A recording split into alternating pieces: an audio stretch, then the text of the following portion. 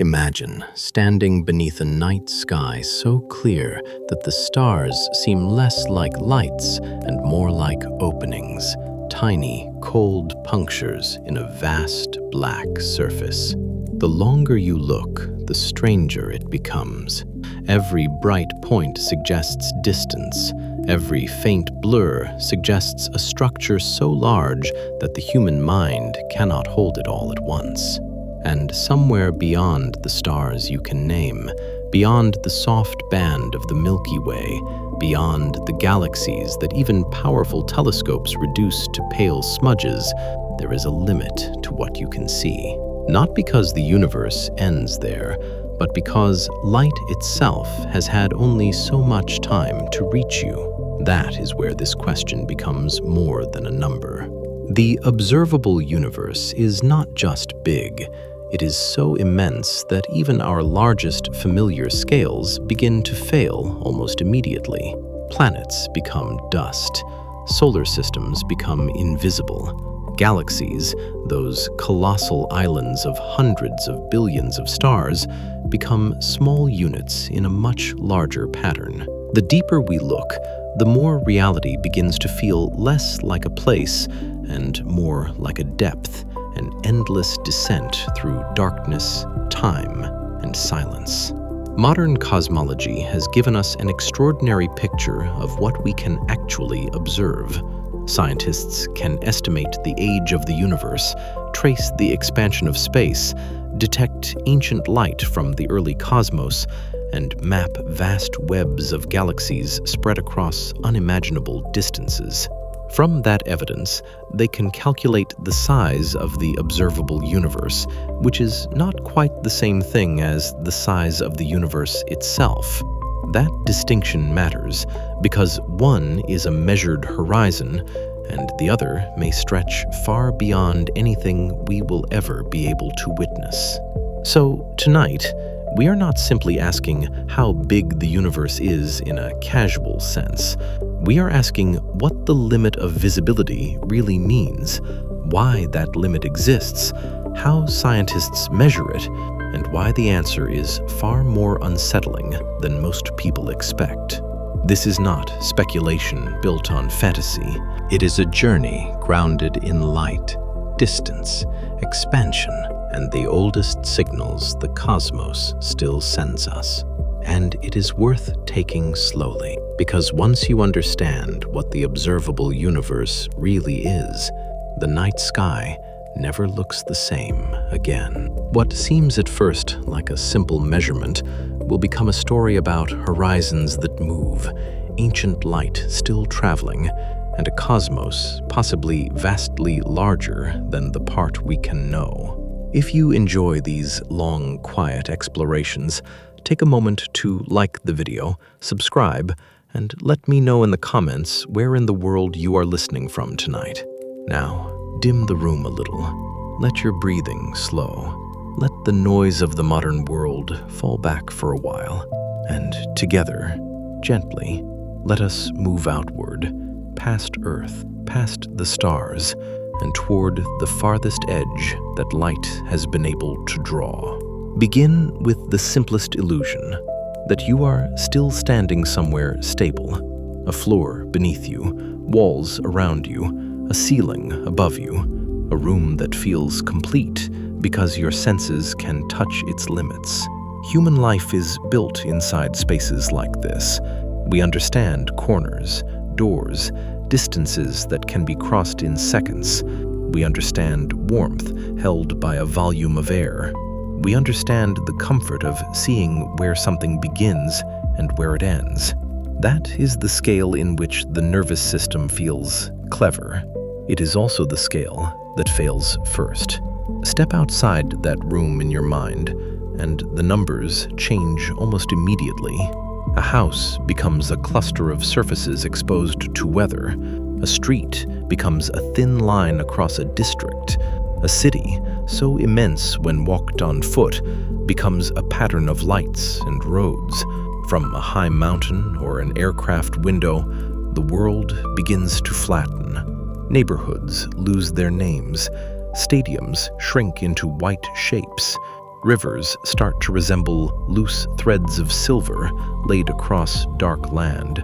The details that seemed permanent from ground level dissolve with no resistance at all. Go higher still, and the Earth begins to reveal the trick it has been playing on every creature that has ever lived on it.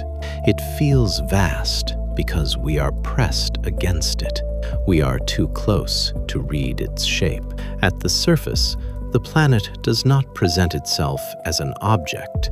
It presents itself as a complete world, apparently endless, horizon after horizon, every direction open, every distance measured in roads, coastlines, mountain chains, storms. Only by leaving that surface do you realize that Earth is not the world in the grandest sense. It is a sphere, finite and lit on one side, moving quietly through darkness. Seen from orbit, Earth is beautiful in a way that is almost dangerous to describe, because beauty can soften scale. Clouds curl over oceans in slow white swirls. Deserts burn with pale gold. The night side glitters with networks of electricity, tiny concentrations of human insistence. But alongside that beauty is another feeling, colder and more difficult to ignore. The atmosphere, which from the ground feels like an invisible ocean without end, is revealed as a skin, a faint blue line, a delicate border between life and vacuum. Everything you have ever known, every forest, city, language, war, memory, field, species, temple, childhood room, and sleeping animal, exists below that fragile film. Earth itself is large by human standards. Its circumference is about 40,000 kilometers. To walk even a small fraction of it would take enormous time. To cross an ocean once defined empires. To circle the planet was, for most of history, a near mythic undertaking. Yet, from farther out, the scale that dominated civilization becomes surprisingly manageable. You could point to the whole world at once. You could cover continents with a fingertip held at the right distance. The planet does not become less real. It becomes instead an object among other objects. At orbital height, another truth appears that is less often spoken aloud. The Earth does not float in stillness. It falls continuously around the sun at great speed while rotating beneath its weather and oceans, while the moon circles it, while the whole system moves within the galaxy. Stability is, in large part, a local feeling produced by small scales. The planet feels steady because your body shares its motion. But in physical reality, nothing about our situation is still. The ground is a moving platform and always has been. The sky above your house is not a roof. It is an opening into a system already in motion at speeds the body never senses. That quiet mismatch between feeling and fact matters because the observable universe will demand it again and again. The body says stillness. Science says motion. The eye says closeness. The measurement says distance. The instinct says edge. The deeper map says horizon. At every level, the cosmos asks you to distrust first impressions without losing the capacity for wonder. It is not trying to deceive you. It is simply too large to resemble daily life. And comparison is the force that tears apart familiar size. The moon is the first true step into that new logic. It hangs over our nights with such calm familiarity that it is easy to mistake it for closeness. But the average distance between Earth and the Moon is about 384,000 kilometers. If you could drive there at highway speed without stopping, the journey would take months. Light, which moves fast enough to circle the Earth 7 times in a single second, still needs about 1¼ seconds to make that crossing. That seems brief, until you realize what it means. Even light does not move between Earth and the Moon instantly. A signal sent there and reflected back returns with a measurable delay. Space, even in our own immediate neighborhood, already refuses intimacy. Between our world and its only natural satellite lies not a short leap, but a gulf so empty that the Apollo missions crossed most of it in silence, carrying human beings away from every environment in which life had ever evolved them. The Moon itself changes when you imagine it not as a bright disk in the sky, but as a place, a world of regolith, shadow, glassy dust, crater walls, long nights, and brutal sunlight. No wind, no birds, no scent of rain, no softening of edges by weather. Footprints can remain for ages because almost nothing happens there. Its stillness is part of what makes it eerie. The Moon looks close because vision collapses distance, but in physical terms, it is already the edge of comfort. It is far enough that Earth becomes a separate, shining body behind you, suspended in blackness, no longer beneath your feet, but hanging in the sky like a promise you may not easily return to. Past the Moon, the architecture of human instinct begins to collapse more quickly. The space between Earth and the Sun is about 1 astronomical unit, nearly 150 million kilometers. Light from the Sun takes a little more than 8 minutes to reach us. That fact is often repeated, but it deserves to be felt rather than merely remembered. Every sunrise you have ever seen began more than 8 minutes earlier. The warmth on your skin is delayed. The daylight filling a window is not current in the strictest sense. Even the nearest star, the one that governs our days and seasons and tides and chemistry, is already being seen slightly in the past. Within that distance lies the orbit of Earth, a path so large that the entire history of civilization unfolded without anyone having direct sensory access to its true scale. The orbit is not a road or a ring you could ever perceive from within it. It is a dimension of space crossed only by calculation. Nearby, in astronomical terms, lie Venus and Mars, worlds that have filled imagination for centuries.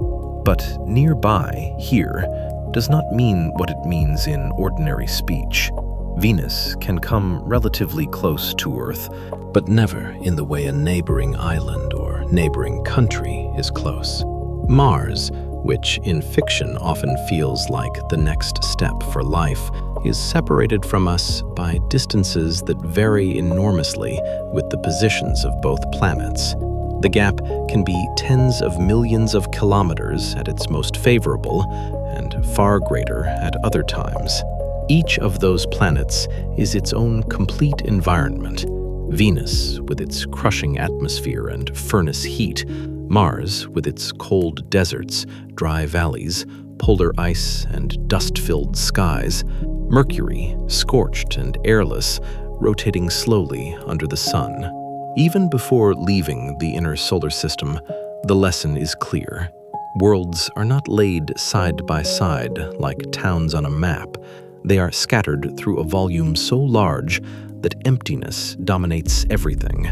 This emptiness is one of the great hidden truths of the solar system. Illustrations in books often show planets lined neatly together, the sun looming behind them, every orbit compressed into a tidy educational image. Such pictures are useful, but they quietly teach the wrong emotional lesson. They imply crowding. They suggest a celestial family gathered in the same room. The real solar system is not crowded. It is sparse, mostly dark, and almost entirely vacant. If the sun were reduced in your imagination to something small enough to hold in the hand, the planets would not cluster obediently around it. Most of the scene would remain empty. Vast stretches would contain nothing at all. Jupiter is where the familiar scale truly begins to fail. It is the giant of the planetary family, so massive that it contains more than twice the mass of all the other planets combined. Its storms are large enough to engulf Earth. Its magnetic environment is immense. Its system of moons resembles a miniature planetary architecture of its own, with volcanic worlds, frozen shells, and possible hidden oceans. Yet even Jupiter, for all its grandeur, is not the ruler of a crowded kingdom. It moves through distance. Between Mars and Jupiter lies the asteroid belt, often imagined as a chaotic obstacle course, though in reality, the objects are spread over such a large region that spacecraft can cross it without weaving dramatically between tumbling rocks. Beyond Jupiter, the distances widen further, and language begins to grow thin. Saturn appears serene through a telescope, ringed and golden, almost ornamental in its elegance. But its beauty exists at a remove that cannot be emotionally bridged with ease. Sunlight there is already much weaker than it is on Earth. Daylight still exists, but diminished. The sun is no longer the dominating blaze we know. It becomes smaller, less sovereign, a bright object in a dark sky. Uranus and Neptune carry that dimming farther still. These outer worlds circle in a realm where the sun begins to lose the authority it holds over human imagination. At Neptune, sunlight is reduced to a faint, far-off brilliance. Noon there would not feel like noon on Earth.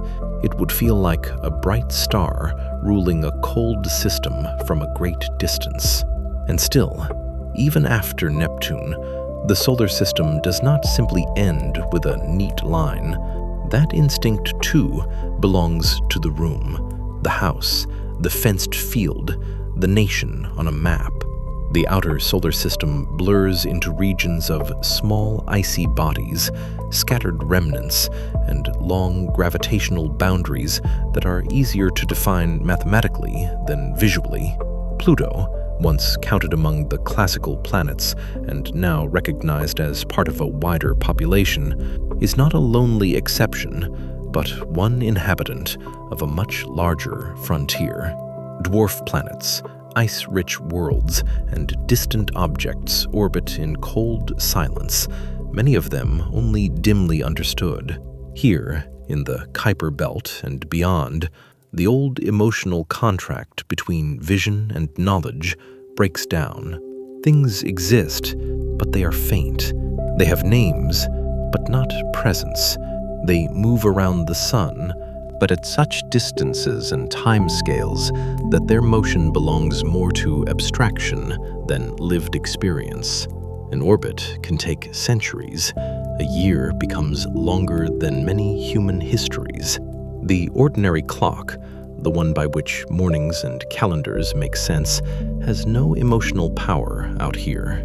And farther still lies the idea of the Oort cloud, a distant reservoir of icy bodies inferred from the behavior of long-period comets rather than directly seen as a complete structure. It is one of those places where scientific understanding remains strong in principle, but light in imagery. We do not possess grand photographs of it surrounding the sun like a glowing shell.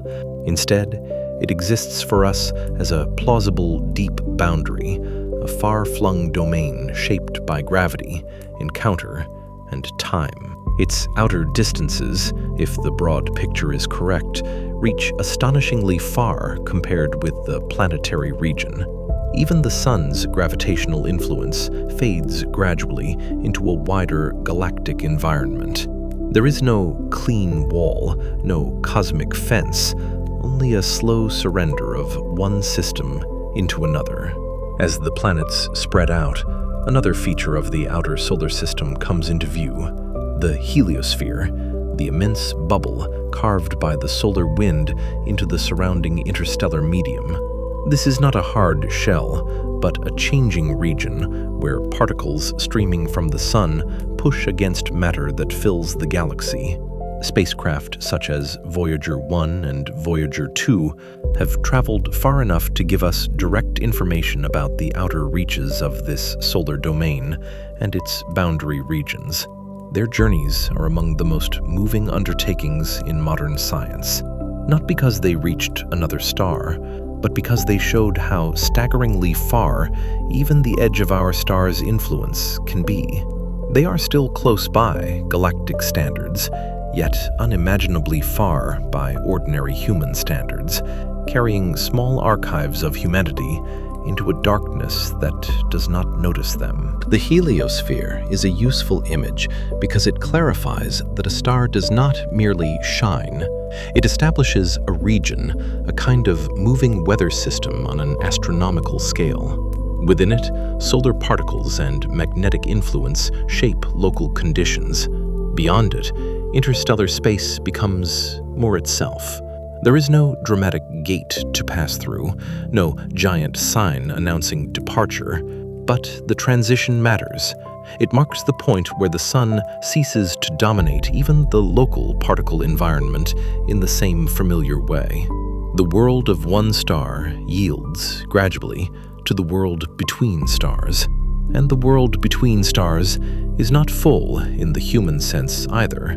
Even inside the Milky Way, where stars seem thickly sown from our viewpoint, the average separations are immense. If the sun were the size of a small fruit, the nearest star would still be many hundreds of kilometers away at the same scale. Most of the galaxy is not star matter. It is volume. It is interval. It is the silence between one fusion fire and the next. That is why the galaxy can be crowded in one sense and empty in another. The eye sees abundance. The measurement reveals separation. Our own stellar neighborhood within the Milky Way belongs to a region often associated with the Orion Arm, or more precisely, a smaller structure sometimes called the Orion Spur, lying between larger spiral arms. This detail may seem minor, yet it adds something important to the mood of the scene. We are not seated in some grand central avenue. We live in a side region, an ordinary district of the galactic disk. The sky above us is rich, not because we stand in a privileged place, but because galaxies are rich by nature. The lesson repeats. What feels central often turns out to be merely local. There is also motion everywhere inside the galaxy, though not the kind a human eye can witness directly. Stars orbit. Gas clouds collapse and disperse. Spiral patterns persist through collective dynamics. Small satellite galaxies approach and are stretched by tides. Stellar streams arc across the halo, remnants of systems gradually torn apart by the Milky Way's gravity. A galaxy is not a frozen pinwheel. It is an ongoing negotiation between gravity, angular momentum, pressure, radiation, magnetism, and time. To call it a city of stars is useful only if we remember that no city on Earth changes so slowly or lasts so long. Time, indeed, is the hidden atmosphere of astronomy.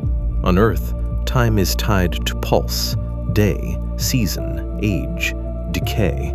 In the galaxy, time reshapes entire populations of stars. Massive stars live fast and die young, enriching their surroundings with heavier elements.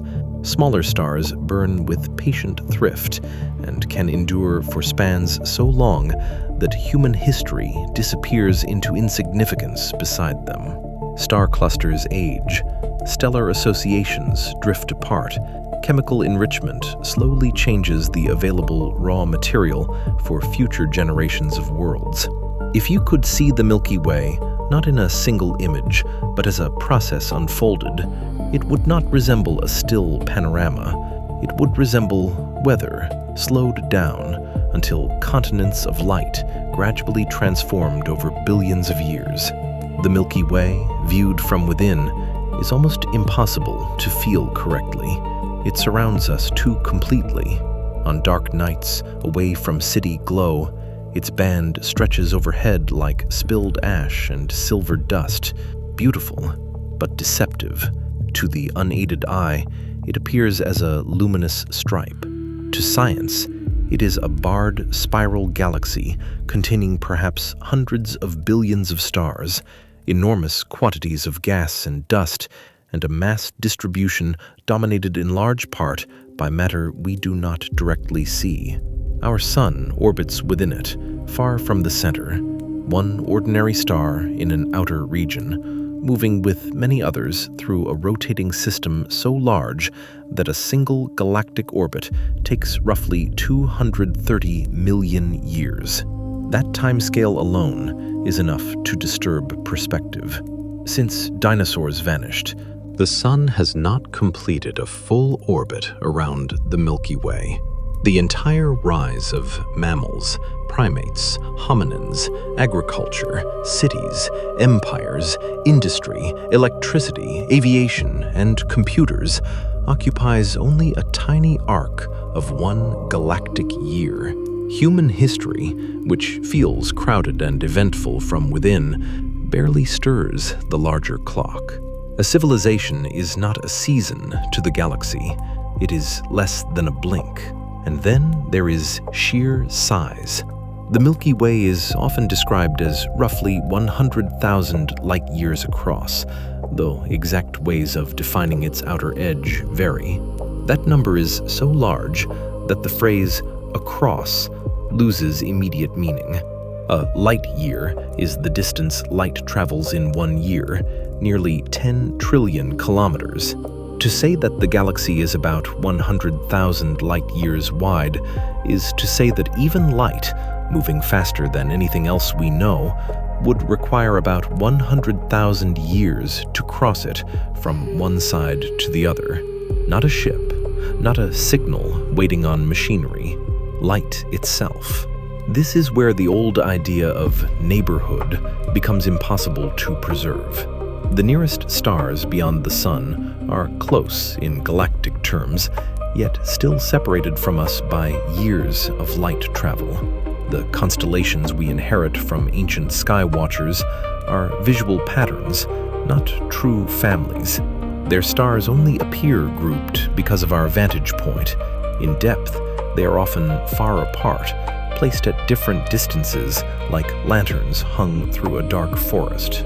The Milky Way is full of similar false intimacies. From Earth, the sky compresses. The galaxy itself, in reality, is a three-dimensional arrangement of stars, nebulae, clusters, magnetic fields, radiation, and vast, dark lanes of dust that obscure our view. Dust is one of the quiet architects of cosmic mood. It dims, reddens, and hides. It creates the dark fissures that break the Milky Way's glow into rivers and shadows. It gathers in molecular clouds where stars may form. It makes the galaxy feel layered, less like a flat display and more like a wilderness full of unseen interiors. Within those clouds, gravity slowly builds futures we cannot watch directly with human timescales. Elsewhere, stars die and return material to space. The galaxy is not still. It is an ecology of immense duration, continuously recycling matter through birth, fusion, collapse, explosion, dispersal, and formation again. Near the center of the Milky Way, the conditions grow denser, more energetic, more difficult to imagine as habitable in any ordinary sense. There lies Sagittarius A star, the supermassive black hole associated with the galactic core, surrounded by stars moving under intense gravitational influence. The central regions contain crowded stellar populations, powerful radiation sources, and complex dynamics. Yet, even here, where the imagination expects a dramatic throne room, scale still defeats emotional accuracy. The center is not looming above us like a monarch at the heart of a city. It is about 26,000 light-years away, hidden from ordinary view by gas and dust, known through careful observation across many wavelengths and through the motion of stars. So much of the galaxy is like that. We know it not because it reveals itself generously, but because science has learned to infer, map, and reconstruct. Radio astronomy traces cold gas. Infrared light slips through dust more effectively than visible light. X-rays reveal violent processes. Careful measurements of motion expose mass. Piece by piece, the Milky Way emerges not as a single image, but as a composite reality built from many kinds of seeing. And that method matters emotionally as much as scientifically. It reminds us that when scale grows too large for instinct, understanding becomes an act of patient assembly. When astronomers map the galaxy, they also confront something humbling about human position. We cannot step outside the Milky Way to photograph it directly, as we do other galaxies. We infer its form from within, the way someone living inside a forest might attempt to reconstruct the shape of the forest from paths, clearings, density, and distant glimpses. That internal viewpoint creates uncertainty, refinement, revision. Some details become clearer over time. Others remain debated in their exact form. But the broader picture is strong enough. A large, barred, spiral galaxy, star-rich, gas-rich in places, structured, dynamic, and far larger than anything the species evolved to grasp through intuition. And yet, the most severe emotional blow may not come from size alone. It comes from realizing how quickly significance drains away under comparison. The ancient empires shrink against Earth. Earth shrinks against the sun. The sun shrinks against the galaxy. The galaxy shrinks against the company of galaxies. Nothing is dishonored by this shrinking, but the mind experiences it as a kind of vanishing. Things once large enough to define reality become too small to mention. The feeling is close to fear, because at an instinctive level, to become too small is to become unprotected. Perhaps that is why black space feels more unsettling than any crowded landscape. A jungle may be dangerous. An ocean may be dangerous, a desert may be dangerous, but all still offer resistance, texture, landmarks, surfaces on which danger can arrive. Space offers almost none of those. It is not merely empty in the sense of unused. It is empty in the sense that the ordinary rules of life have no purchase there. No sound carries through vacuum. No breeze hints at change. No smell warns. No horizon encloses. Distances do not merely separate bodies, they isolate them. A planet is not just far from another planet, it is almost perfectly cut off from it. The next leap is the recognition that galaxies themselves are the new planets. They are not the background, they are the objects. The night sky contains more than our galactic home. It contains other islands, each with their own hundreds of billions of stars, their own histories of formation, collision, starbirth, quiescence, and loss. Some are graceful spirals, Some are dense ellipticals. Some are irregular, disrupted, bent, tidal, merging, or spent. The Milky Way is not the universe. It is one large member of a much wider company. The nearest great example is Andromeda, our neighboring large spiral galaxy. To the naked eye, under dark skies, it can appear as a faint, elongated blur, easy to miss unless you know where to look. That is one of the most astonishing truths in ordinary astronomy. With bare human vision, you can look at a patch of haze and be seeing light that left another galaxy about 2.5 million years ago. By the time that light began its journey, the earliest members of the genus Homo had not yet appeared. Mountains have changed, climates have shifted, entire species have risen and vanished while those photons traveled, and only now do they arrive at the eye. Andromeda is often described as our nearest major galactic neighbor, though several smaller galaxies are closer. But closeness here has become something almost sinister. 2.5 million light-years is near only in comparison with still greater cosmic distances. No ship built by any human civilization has approached anything remotely like such a journey. Even if one could travel at velocities beyond anything we currently imagine as practical, the voyage would remain beyond a normal human life by a margin so vast that the word travel begins to lose its human emotional shape. There is no expeditionary romance that survives contact with such numbers. There is only scale. Still, Andromeda matters because it begins to teach a new pattern.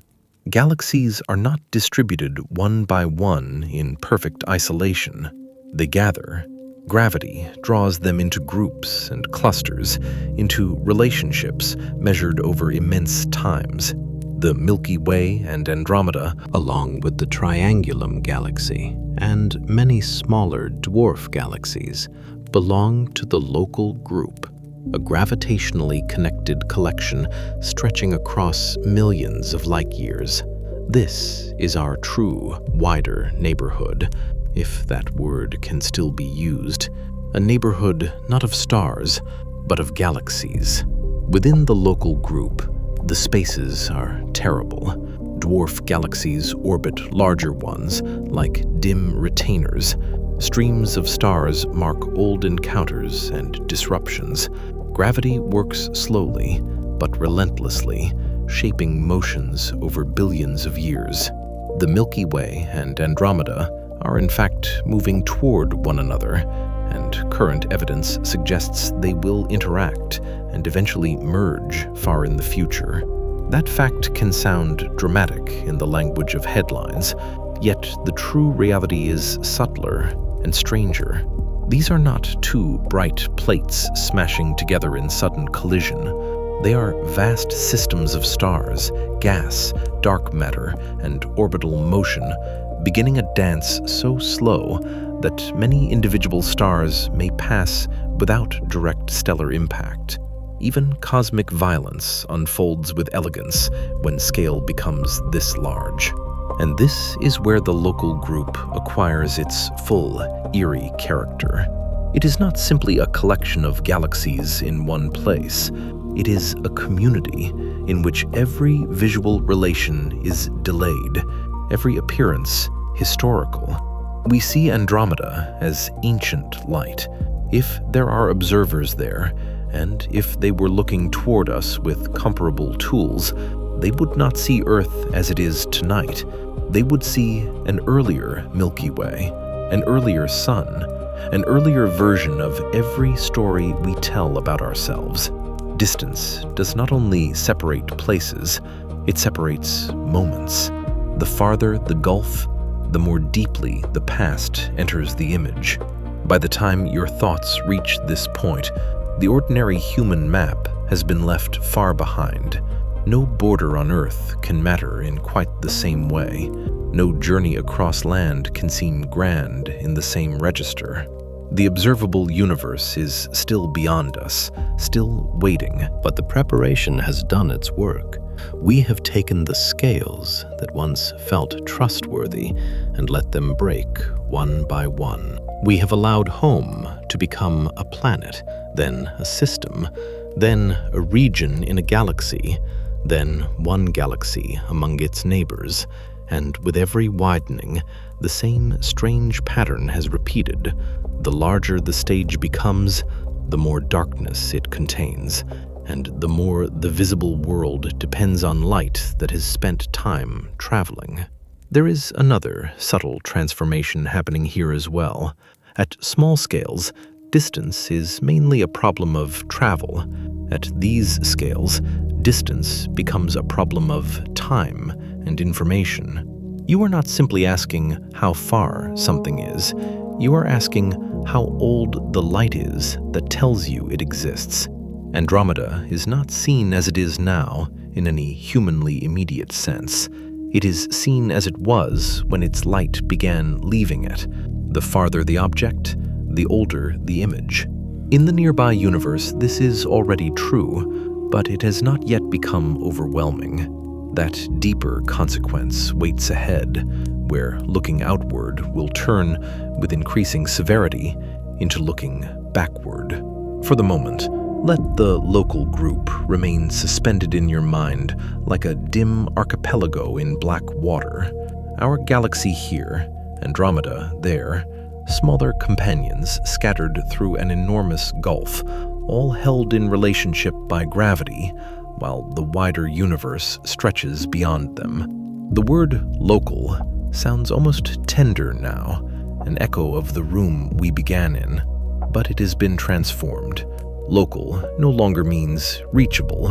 It means only less unreachable than what lies farther out. And so, the journey continues. We have not yet reached the horizon of what can be seen. We have not even approached the oldest light.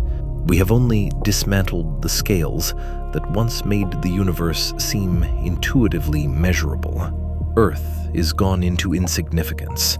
The solar system has become a tiny island around one star.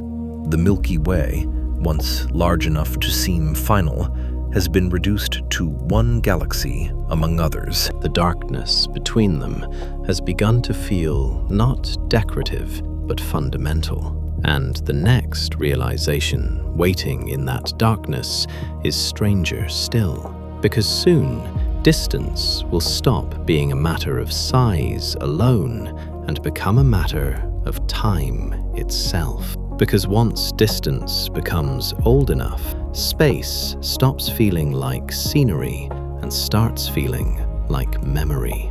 A star is never just where it is. A galaxy is never simply far away.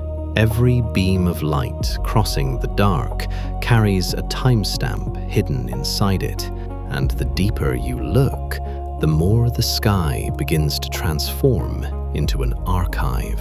This is the first great reversal of cosmology. In everyday life, sight feels immediate. You look at a hand, a table, a window, a tree, and your mind assumes that the thing seen is present in the same moment as the act of seeing. On Earth, that assumption works well enough. Light moves so quickly across ordinary rooms, streets, valleys, and even continents that the delay is too small for human instinct to notice. The world appears current. The world appears simultaneous. But the universe is large enough to break simultaneity apart. The moon, as we felt earlier, is already delayed by a little more than a second. The sun is delayed by a little more than 8 minutes. These are not poetic approximations, they are measurable facts. If the sun were somehow to vanish, the Earth would not know it immediately by sight. There would be a brief interval in which the familiar daylight remained, still crossing the distance, still carrying the image of a star that no longer existed. In practice, the sun is not about to disappear, but the thought is useful because it shows how quickly intuition begins to lose its grip. Even our star reaches us as past light. Even noon is already history by the time it arrives.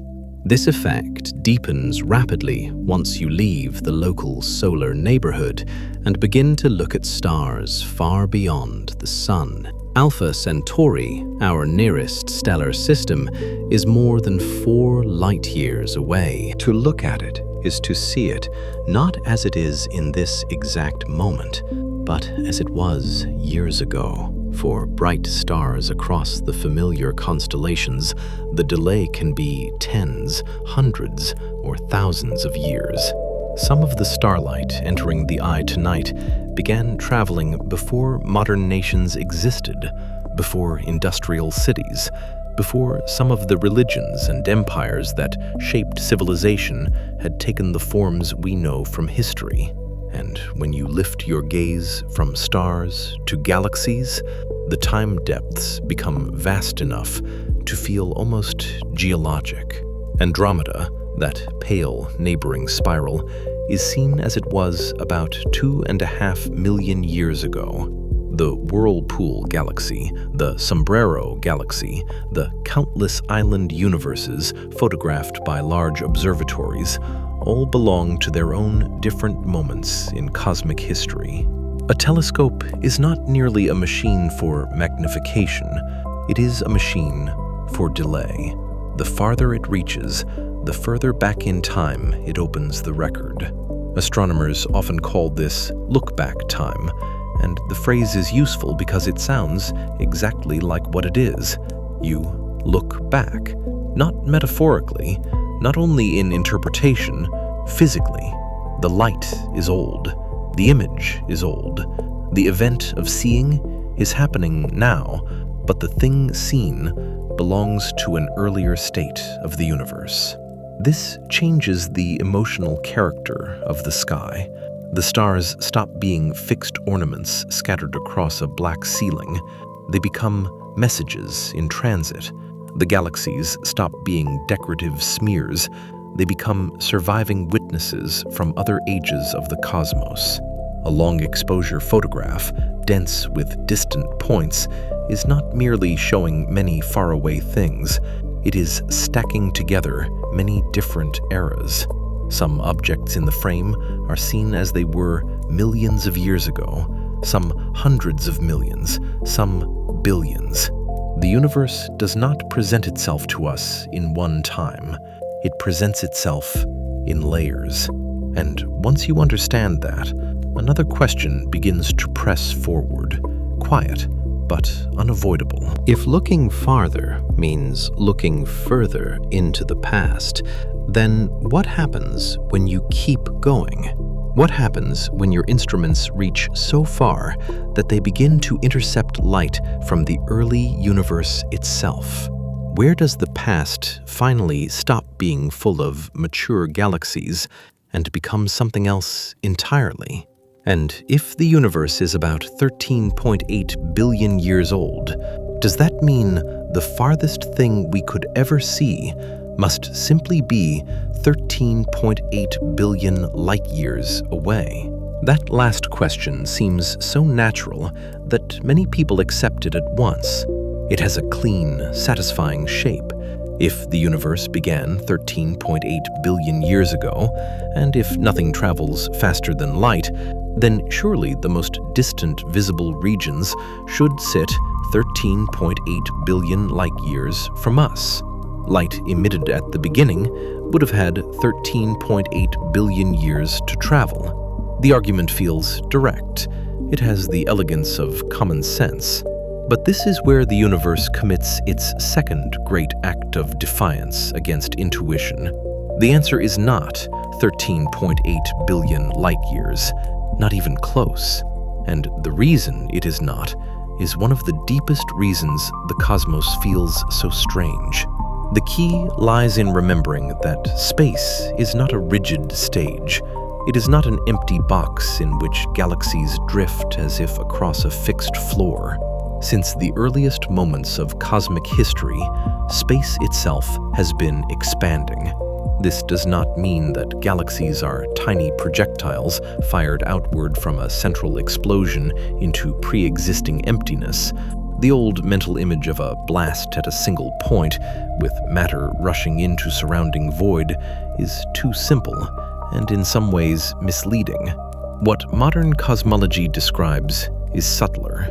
The distances between large regions of the universe have changed over time because the fabric of space itself has stretched. Galaxies ride that expansion. Light crosses that expansion. The geometry through which everything moves is changing while the movement happens. It helps to imagine not a static map, but a growing one. Suppose you draw dots on a flexible surface to represent galaxies. If that surface stretches, the dots grow farther apart, even if they are not crawling across the material in the usual sense. The analogy is imperfect, like all analogies in cosmology, but it captures the essential point. The universe has not waited politely for light to cross it before changing size. While light travels, the distances themselves evolve, and because of that, the straightforward idea of age equaling visible radius begins to fail. Think of a photon leaving a very distant region of the early universe. At the moment of departure, that region may be far closer to what would eventually become the Milky Way than it is now. The universe as a whole was denser, hotter, and smaller in its scale factor, to use the language cosmologists prefer. Yet, as the photon travels, the space through which it moves continues to stretch. It is making progress toward us, yes, but the total distance between origin and destination is also changing over the same history. By the time the photon finally arrives, the place it came from is no longer where it was when the journey began.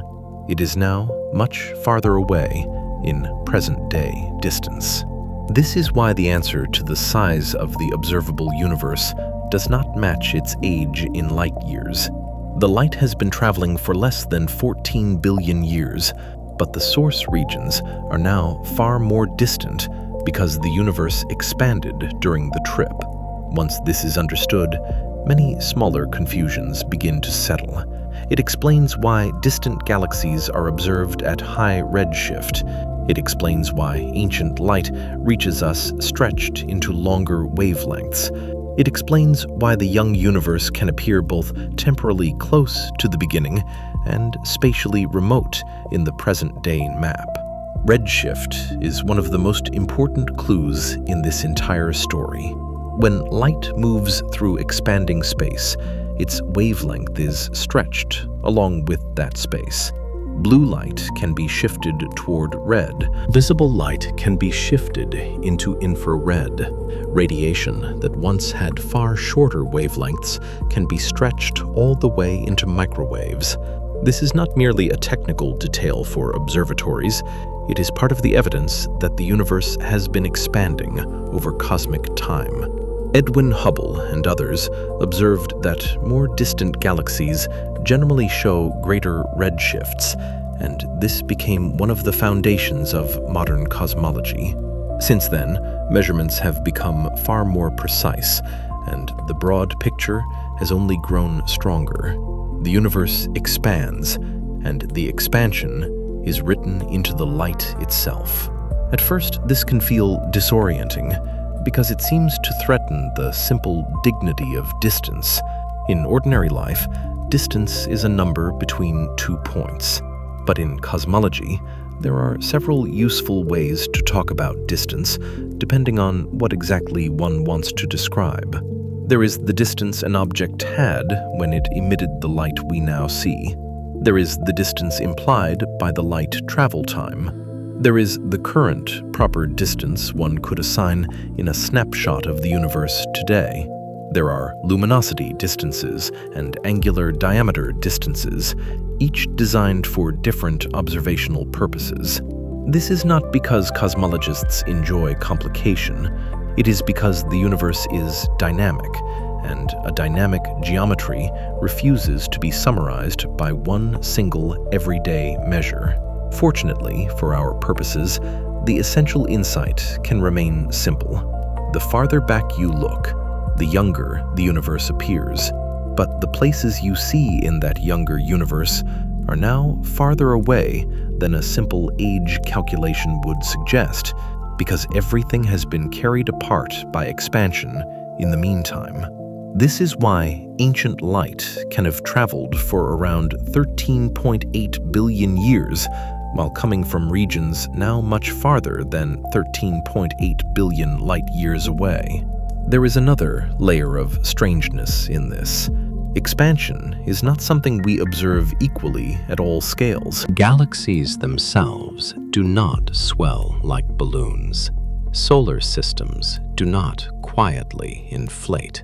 At the scales where gravity or other binding forces dominate strongly, structures hold together.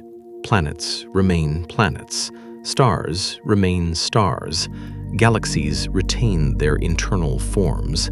Expansion becomes most meaningful across the vast distances between large structures, where gravity does not bind everything into one tight hole. This often surprises people because the phrase expanding universe can suggest that everything in it is stretching uniformly, including rulers, atoms, and bodies.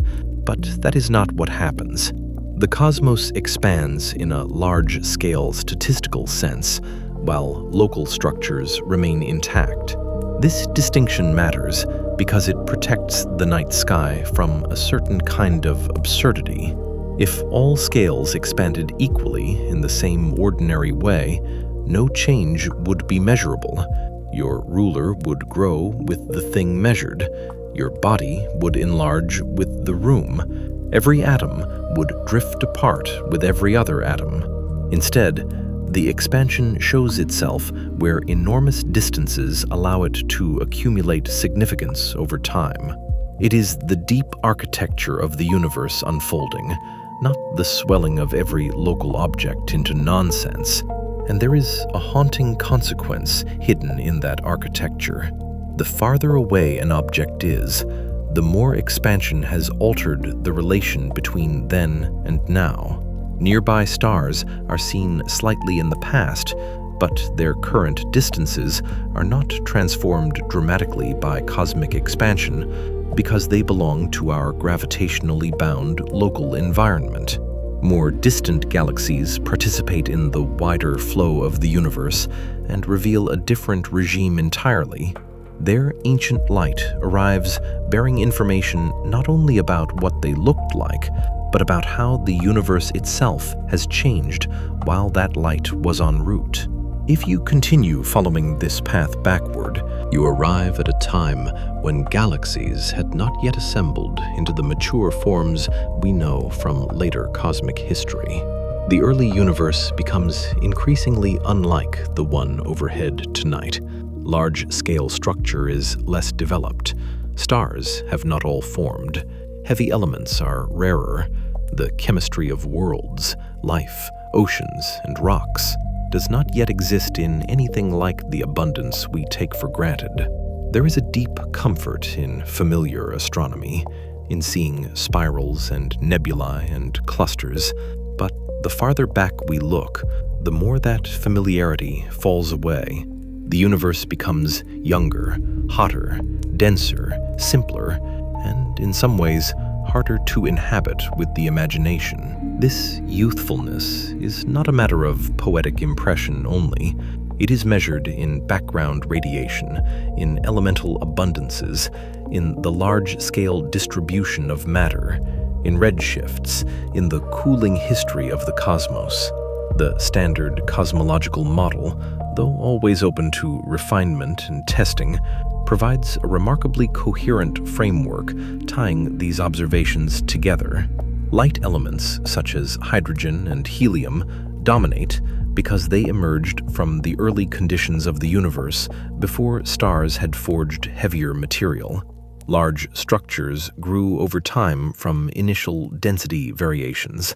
Radiation left over from an early hot state survives in a cooled, stretched form. The whole narrative is not built from one clue, but from many lines of evidence converging on the same broad history. And this history contains a boundary of a very special kind, not a wall in space, not a shell of matter, not an edge where the universe suddenly stops. Instead, it contains a limit to what light has had time to tell us. To reach that limit, we need to think about the earliest light that can travel freely at all. In the beginning, the universe was not transparent. That statement alone changes the entire emotional landscape. Today, we live in a cosmos where, given the right instrument and the right wavelength, Light can move across tremendous distances. But in the first part of cosmic history, conditions were too hot and dense for light to stream freely in the way it does now. Matter existed in a plasma state, a mixture in which electrons and nuclei had not yet settled into stable atoms. Free electrons are very effective at scattering photons. Light in that era did not travel cleanly across the cosmos. It was repeatedly deflected, absorbed, re-emitted, unable to go far without encountering charged particles.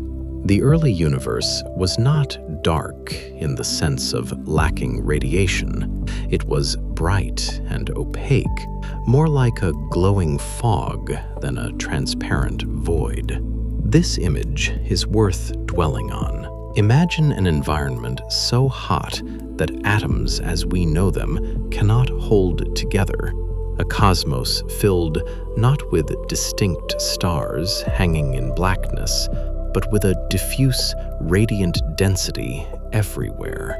There are no clear, long-distance views because light cannot yet escape the plasma cleanly.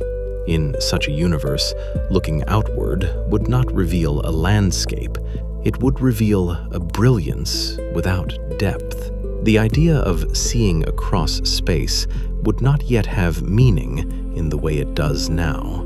Then, as expansion continued, the universe cooled. Roughly 380,000 years after the Big Bang, conditions changed enough for electrons and nuclei to combine into neutral atoms, primarily hydrogen and helium. This event is often called recombination, though it was the first time such stable atoms formed on cosmic scales. Once most electrons were bound into atoms, the relentless scattering of photons dropped dramatically. The cosmic fog cleared. Space became transparent. Light, at last, could travel far. That light still exists.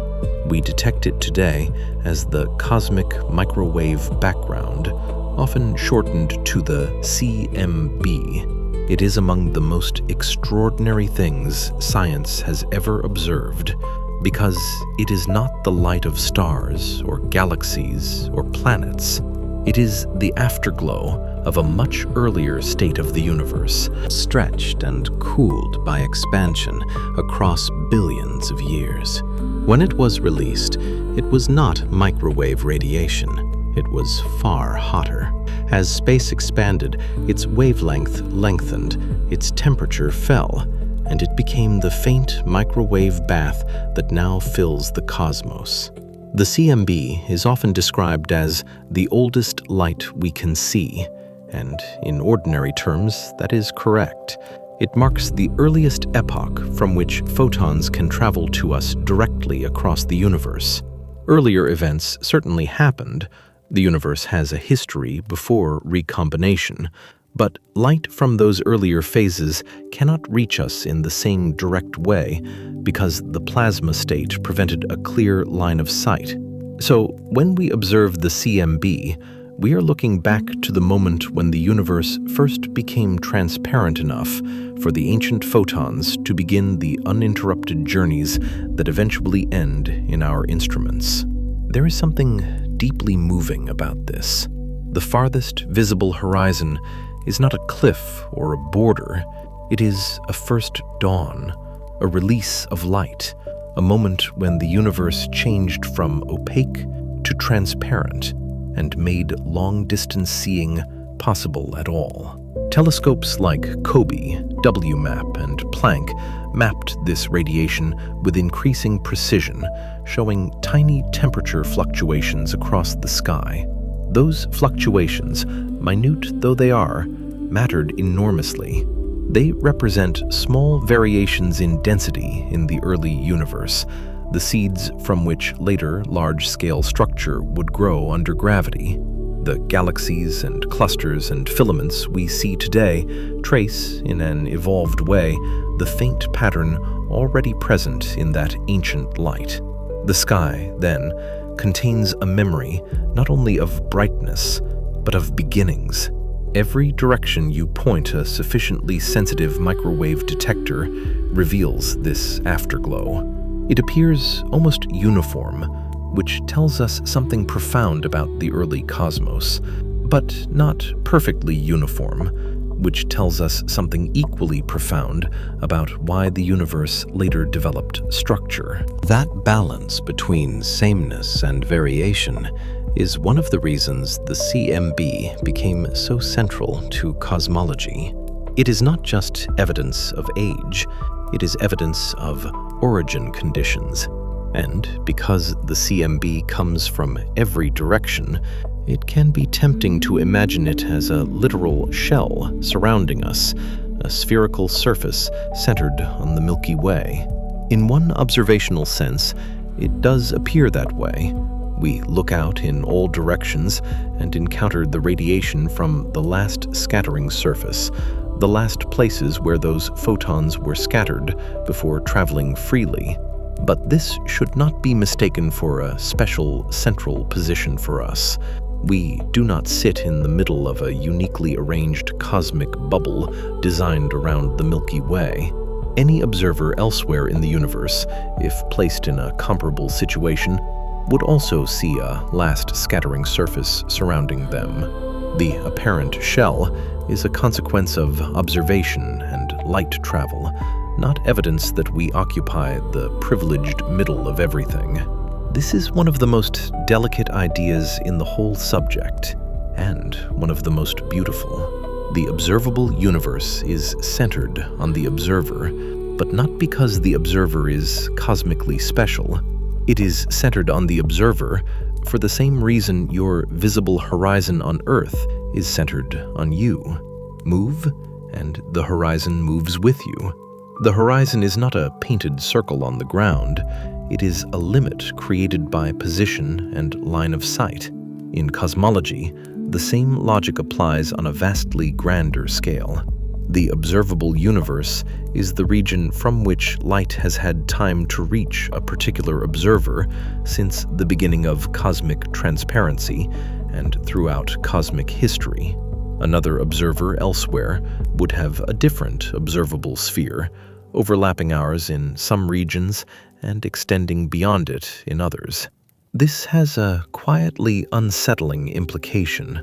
The observable universe is not the universe as a whole. It is the portion accessible to us through information carried by light, and, in principle, other signals moving no faster than light.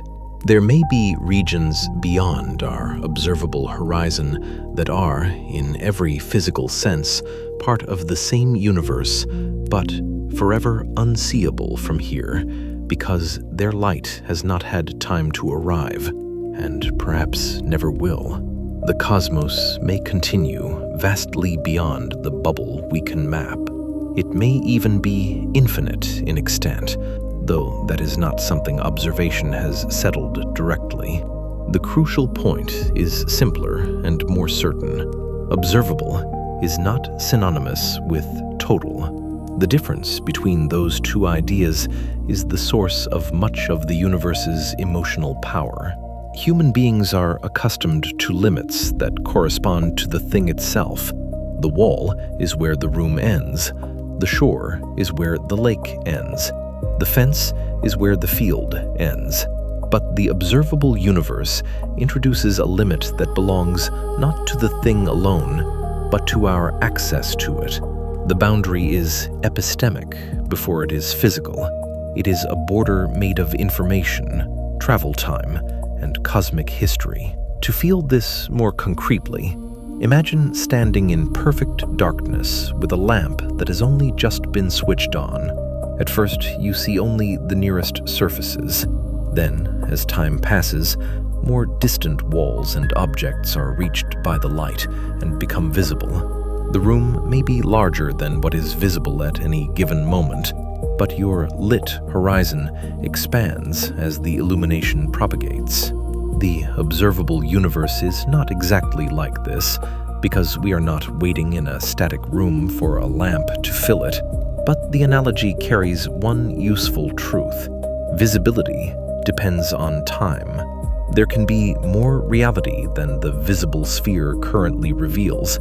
Yet, unlike the room analogy, in the cosmos, the geometry itself has changed while visibility expanded.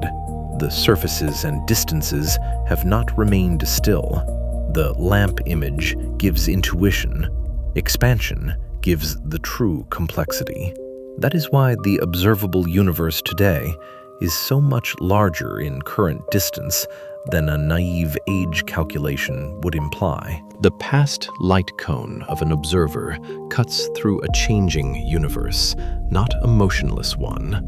Cosmologists model this with powerful mathematics, but the emotional meaning can remain wonderfully simple. You live inside a sphere of old light.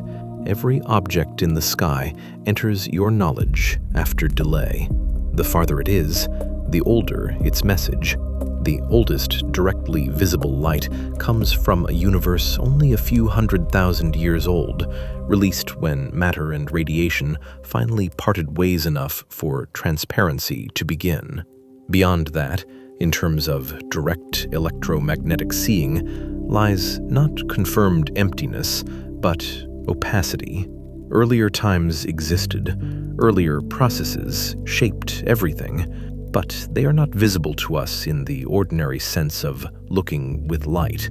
There are, of course, ways to infer earlier epochs. Particle physics, nucleosynthesis, the abundance of light elements, the behavior of the CMB, and the structure of cosmic expansion all help reconstruct conditions before recombination. There is active interest in other messengers as well, such as relic gravitational waves, which in principle could carry information from even earlier phases. But those prospects belong to the frontier of research and remain challenging. For our present journey, the important truth is that the CMB marks the first great luminous screen we can actually observe directly. And once you recognize that screen for what it is, the sky changes character again. It is no longer simply full of distant things. It is bounded, in a very precise observational sense, by a surface associated with the early universe's transparency. That surface appears in every direction. It surrounds us, not because we are the center of all reality, but because we are the center of our own observable horizon. This is a subtle distinction, but it is the distinction that keeps cosmology from drifting into myth. Myth loves centers. It loves sacred middles, chosen lands, appointed axes around which all things turn. Science, when it is working well, tends to erode those comforts. It does not deny meaning, but it relocates it. The Earth is not the center of the solar system. The Sun is not the center of the galaxy. The Milky Way is not the center of the universe. And the fact that our observable universe is centered on us says nothing about cosmic preference. It says only that observation begins somewhere, and this somewhere happens to be here. There is humility in that, but also a certain intimacy. The observable universe is not an abstraction detached from your life. It is literally the region that can, in principle, affect you by signals traveling through space and time to this location. It is the maximum sphere of light-connected history available to this point in the cosmos. It is what can be known from here by looking outward. You do not simply inhabit a galaxy, you inhabit a horizon.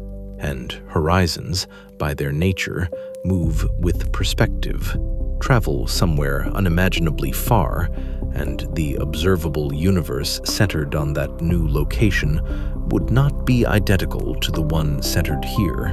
Some of what is beyond our current reach would become part of that observer's reachable past light. Some of what is deeply familiar to us would remain within view, but be seen under different historical conditions. In practice, no human traveler is crossing intergalactic space to test this, but the conceptual point matters. Observation is local. The universe is larger than any single observer's access to it. One of the most useful ways to sense this layered sky is to imagine a deep astronomical image, the kind that looks at a tiny, dark patch where almost nothing seems visible to the naked eye. Long exposures reveal that such a patch is not empty at all. It is crowded with galaxies, each one a separate stellar system, and many of them are seen as they existed when the universe was much younger. The faintest among them are not merely far, they are early. Their shapes can look smaller, rougher, more irregular, because galaxies in the young universe were still assembling, interacting, and building structure. A deep field is therefore not just a portrait of distance, it is a cross-section through cosmic adolescence. The farther down you go in brightness and redshift, the less the universe resembles the one we know close to home. This is part of why infrared astronomy became so important. Expansion stretches light. Radiation emitted in visible or ultraviolet wavelengths by young stars and galaxies can be shifted into the infrared by the time it reaches us. To look for the early universe with the wrong kind of eyes is to miss much of what is there. Observatories designed for infrared work are therefore not just seeing dimmer objects, they are seeing older light in the form expansion has given it. This is another quiet victory over instinct. Human sight is a narrow and local instrument. The cosmos is under no obligation to keep its most ancient stories inside the band of color our species evolved to notice. When astronomers speak about very high redshift objects, they are not simply collecting impressive numbers. They are locating sources in a universe whose scale was different, whose chemistry was younger, whose structure was less mature. In that sense, a remote galaxy is not only far from us, it is far from now. The distinction sounds small, but it changes everything. A mountain seen from great distance is still a mountain belonging to the same age as the observer. A high redshift galaxy is a place belonging to an earlier cosmos. Distance and era converge. All of this helps explain why cosmology depends on careful measurement.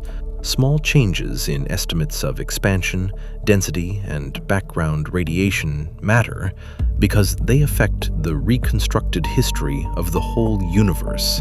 Age, structure, growth, horizon size, and the meaning of redshift all depend on a framework tested against many kinds of evidence. The remarkable thing is not that one clue points this way, it is that many do, and that together they describe a universe expanding, cooling, and evolving in a coherent way. There is also a misunderstanding worth softening before we go further. When people hear that the universe expanded from a hot, dense, early state, they often ask what it is expanding into. The question is natural because ordinary expansion happens inside something larger, but cosmic expansion does not require a surrounding room.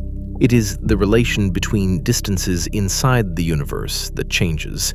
Space is not swelling outward into a familiar external emptiness we can map in the same way. This does not mean curiosity beyond the observable horizon is foolish. On the contrary, it is one of the deepest and most reasonable forms of curiosity. But it does mean that our language, shaped by houses and roads and containers, becomes unreliable. We speak from the geometry of daily life while trying to describe a reality that is not obliged to share those habits. The universe keeps forcing our metaphors to bend. Even the phrase, edge of the observable universe, needs care. Edge suggests a rim one might strike, a last surface, perhaps a place where beyond begins immediately in the ordinary spatial sense. But the observable limit is better imagined as a deepest visible time boundary translated into space by the history of expansion. You do not arrive there by sailing long enough in the present universe. You infer it by tracing what ancient light can and cannot have done across cosmic time. It is a boundary of communication, not a cliff over which matter spills into nowhere. And because it is a communication boundary, there is something eerie about how ordinary it appears from here. The sky does not label itself with redshifts or horizons. The cosmic microwave background is invisible without instruments. The limit of observability leaves no glowing ring. The universe hides its deepest structure behind calm appearances, and only careful measurement unfolds that calm into a sphere of ancient light. That quietness is worth keeping as we go on. Cosmology can sound overwhelming if every sentence strains toward astonishment, but the universe does not need theatrical help. Its true power lies in the way the facts themselves alter perception. Once learned, they do not shout, they endure. They make the night feel deeper, not louder. They make darkness feel older. They make light feel traveled. And they prepare the mind to accept a final scale that would seem impossible if it were offered too soon. And that silence is what makes the final number feel even more immense.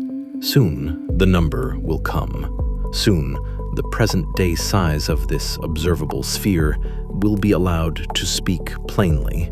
But numbers alone can arrive too quickly and vanish without leaving their proper mark. They need a landscape to fall into.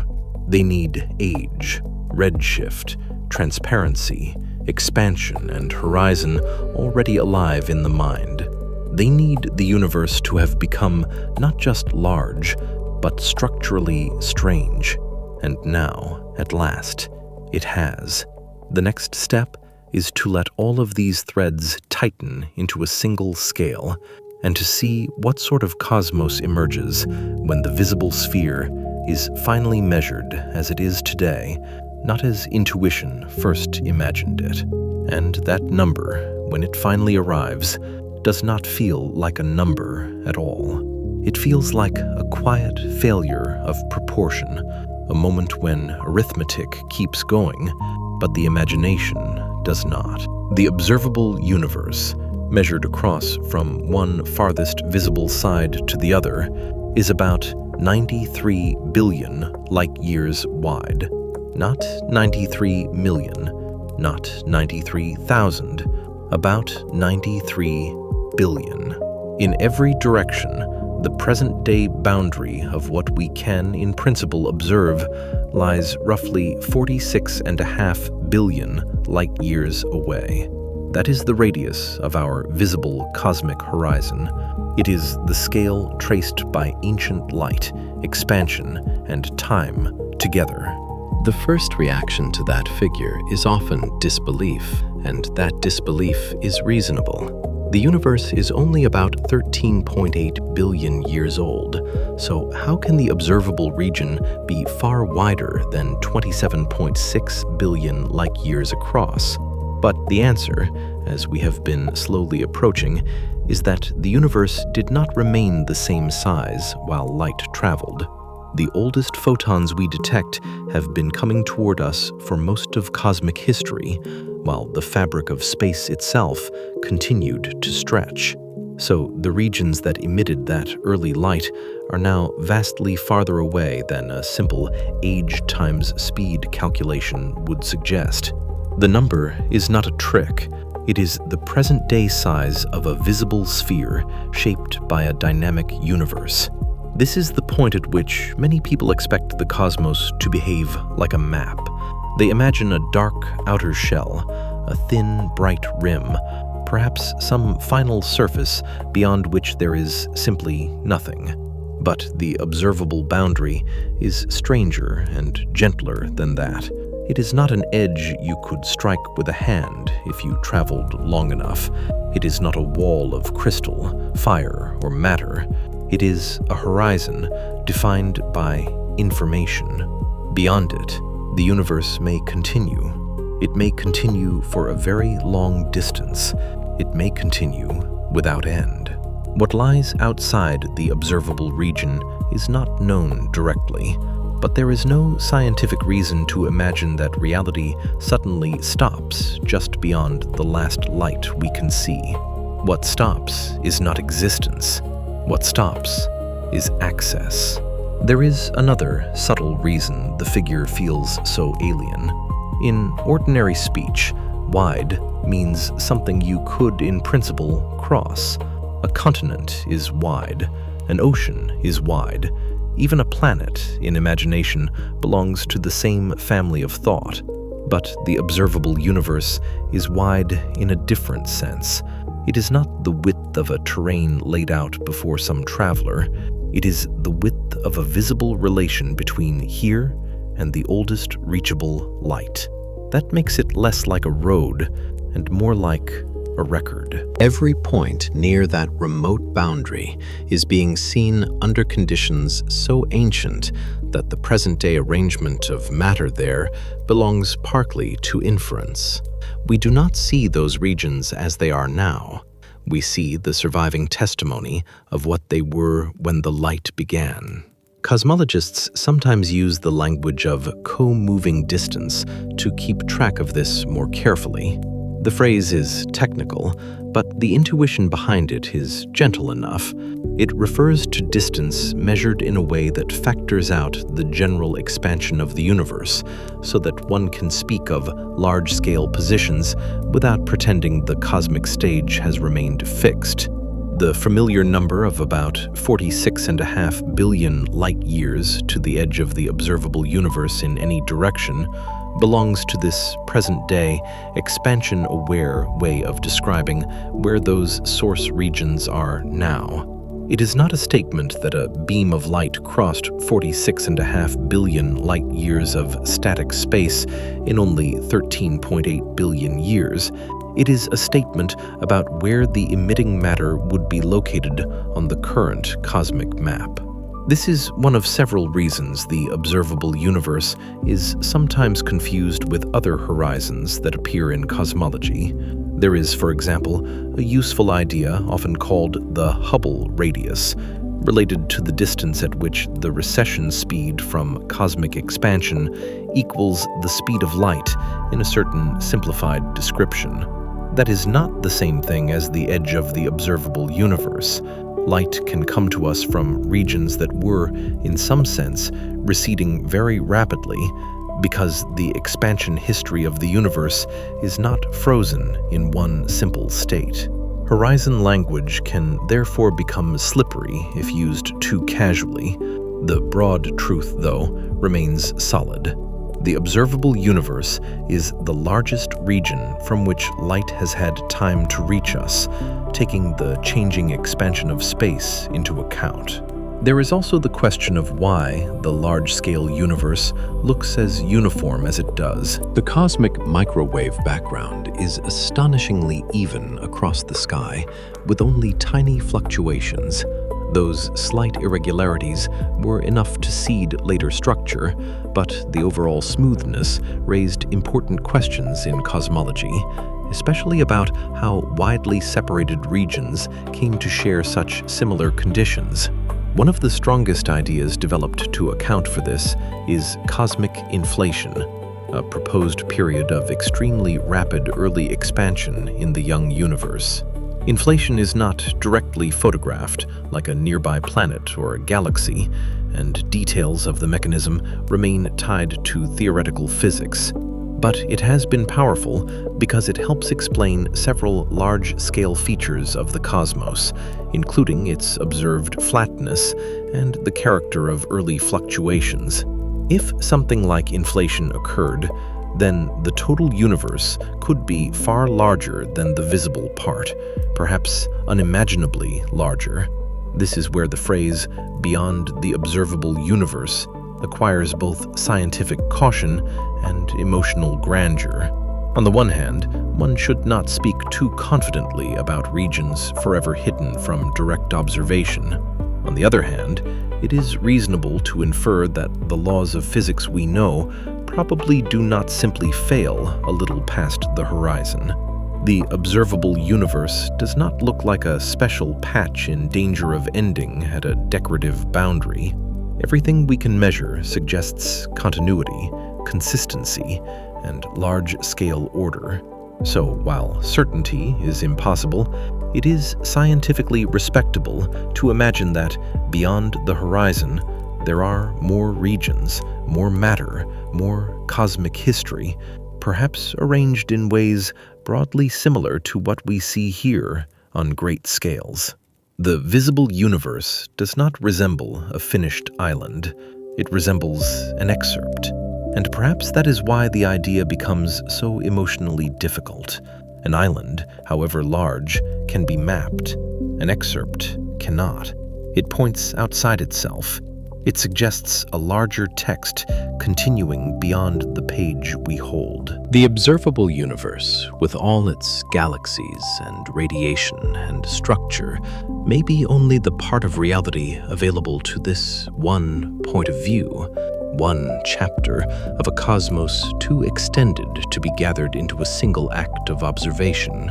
The mind can endure finite greatness more easily than open continuation. A great mountain range can still be ringed on a globe. A vast ocean can still be bounded by continents. But a horizon that implies further reality while permanently withholding it creates a more unsettling mood. It is not just largeness, it is incompleteness, and incompleteness is one of the oldest forms of unease. That unease softens slightly when we remember that horizons do not only deny, they also reveal. Without a finite, observable sphere, the sky would not have a readable structure from here at all. The horizon makes cosmology possible by giving us a coherent volume to study, one that contains traces from many ages and enough diversity of structure to let theory meet evidence. In that sense, the visible universe is not a prison, but a curriculum. It shows us early light, mature galaxies, cluster formation, voids, chemical evolution, and the long consequences of expansion. It offers not everything, but more than enough to transform a species on one small planet into a witness of cosmic history. The limit remains, but it is a fertile limit, lined with clues rather than silence alone. Beyond those clues, darkness keeps its reserve, preserving mystery without diminishing the breadth of what is known. That distinction is what gives the observable universe its peculiar emotional force. A cliff marks the end of a path, a locked door marks the end of a room, but the cosmic horizon marks the end of communication from our present position. It is not saying, "Here the universe ends." It is saying, From here, this is as far as light has been able to reach you since the beginning of the cosmos as you can observe it. That is a very different sort of limit. It feels less like geometry and more like loneliness. And inside that great sphere, the universe is not arranged as a smooth, glowing mist. It has structure, and the structure makes the emptiness even more dramatic. Galaxies gather into groups. Groups gather into clusters. Clusters connect through enormous filaments of matter, gas, and dark matter, forming what cosmologists call the cosmic web. On the largest scales, the visible universe resembles not a uniform ocean, but a vast network, luminous nodes connected by stretched strands with gigantic voids between them. It is one of the most haunting images modern science has produced, not because it looks violent or chaotic, but because it looks so sparse. Imagine drifting through a darkness so large that entire galaxies appear only as grains of frost on a far invisible lattice. Imagine the web itself, a skeleton of matter on scales too large for any direct human experience, and between its branches, enormous regions where very little exists at all. The voids are not perfect emptiness. They still contain some matter, some galaxies here and there, some thin residue of the same basic ingredients that fill the wider cosmos, but they are profoundly underdense compared with the bright clusters and filaments around them. They are the places where the universe seems to hesitate, as if structure itself grew weary and left wide chambers of silence. The largest known voids are difficult to describe without making them sound fictional. Their scales run to hundreds of millions of light years, sometimes more depending on how they are defined and which catalog one consults. Yet they are real features of large-scale structure, emerging from the early density variations written into the cosmic microwave background and amplified by gravity over billions of years. Matter flowed more readily toward slightly denser regions, and over immense time, that flow enhanced contrast. Filaments thickened, clusters formed. Emptier regions lost relative density. The web sharpened. The visible universe became a place of both gathering and absence. There is something subtly terrifying about that process, because it reminds us that emptiness is not always nothing. Sometimes emptiness is a consequence. Sometimes it is what remains when matter has slowly been drawn elsewhere. A cosmic void is not just a blank region. It is a historical outcome, the shadow left by gravity organizing the rest. And if you were somehow to stand inside such a region, the sky might not look dramatically different to the unaided eye at first, but the wider structure around you would be thinner, lonelier, less crowded by the rich environment of galaxies that marks denser cosmic neighborhoods. The universe would not feel dead. It would feel underpopulated, as if you had wandered into a province of reality where less had happened. By contrast, clusters of galaxies are among the grand cities of the cosmos. Hundreds or even thousands of galaxies can share a common gravitational environment, orbiting through enormous pools of dark matter and hot, diffuse gas. These clusters are not still gatherings. Galaxies within them move, interact, sometimes merge. Their gas can be heated to such high temperatures that it shines in X-rays. The scale of the whole arrangement is difficult to exaggerate because the truth is already excessive. Each galaxy may contain billions or hundreds of billions of stars, and yet, inside a cluster, those galaxies become the units of a higher order structure, like lanterns collected into drifting archipelagos. The universe keeps repeating the same pattern. What looked vast at one level becomes one member of something vaster at the next. Superclusters were once imagined as perhaps the highest meaningful structures, though the language has become more careful over time, because the largest features of the cosmic web are not always cleanly bounded objects in the way clusters are. Still, the basic impression remains correct. On immense scales, galaxies are not distributed randomly. They participate in colossal arrangements, some stretching across hundreds of millions of light years.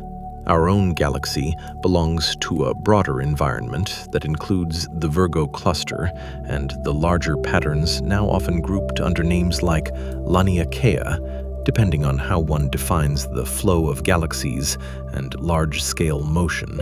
Here again, caution is useful.